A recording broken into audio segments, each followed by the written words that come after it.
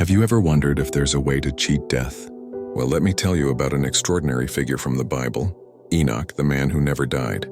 It's one of the most fascinating stories that often gets overlooked. Imagine living in a world thousands of years ago, where people lived their lives, grew old, and eventually passed away. But Enoch, he was different. The Bible tells us in Genesis 5:24, Enoch walked with God, then he was no more because God took him away. No funeral, no grave, no typical ending. He simply disappeared from earth. What made Enoch so special?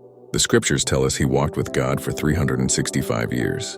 Think about that. While others were going about their daily lives, Enoch was developing such an intimate relationship with the divine that he literally walked with God.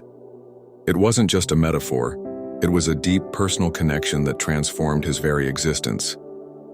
This isn't just some ancient fairy tale. Enoch's story appears again in the New Testament in Hebrews 11:5, which confirms that he was taken from this life so that he did not experience death.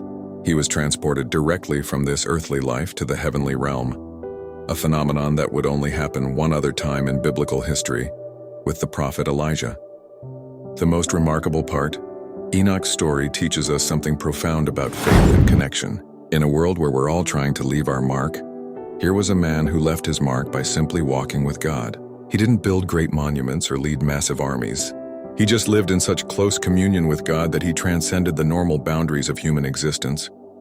So next time you're feeling overwhelmed by life's finite nature, remember Enoch. His story reminds us that sometimes the most extraordinary achievements aren't about what we do, but about who we walk with along the way.